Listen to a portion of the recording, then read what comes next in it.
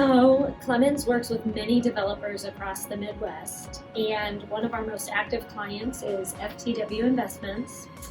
They've accomplished some major milestones this year, and I'm here to introduce Parker Webb, CEO of FTW, to share a little bit about their company and their most recent acquisition.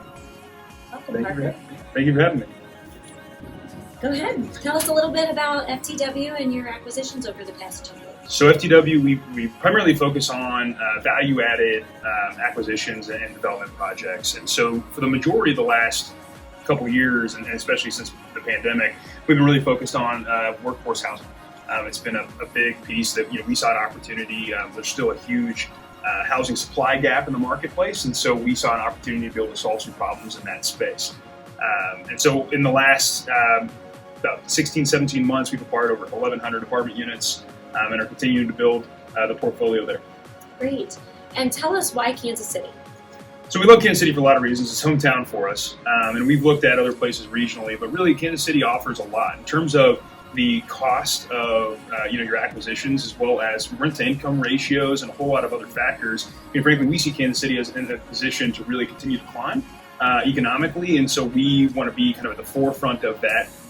Since about 2007, when we had downtown revitalization and everything else, Kansas City really took off, but we think that we're still on the uphill on that climb. Great. So post-pandemic, a lot of industries have changed.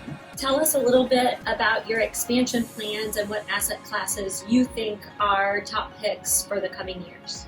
So we've been focused on workforce housing. We're going to continue to focus in that space, but we're also looking at some Class B apartments. We're not really looking at Class A apartments, for the most part. There's an opportunity there, but that's not something we're necessarily as comfortable with. Previously, I have a lot of retail background. My partners, we have some commercial background.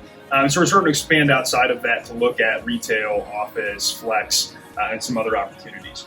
During pandemic, we were actually chasing some retail early in 2020 and didn't know where that was going to fall. I think we feel a lot more comfortable about where the economy's going, what is happening in those property types, and we're going to continue to look at those opportunities. Great. So tell me, Parker, a little bit more about your operating strategy. I know with a lot of these value-add acquisition opportunities, there's a big operating strategy that has to be implemented. How has your team grown, and how are you tackling that? Yeah, so our team has grown.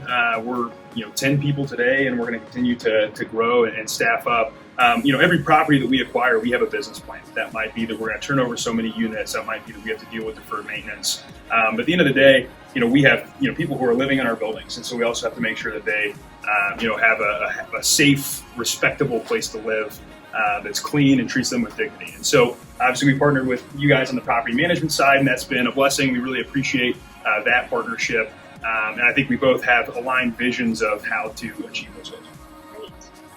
Anything else that you want to share with our group today? I would say is if anybody's interested in what we do, they can check out our website and feel free to contact us, and we're happy to talk about the opportunities we're pursuing. Great. Thanks so much. Thank you.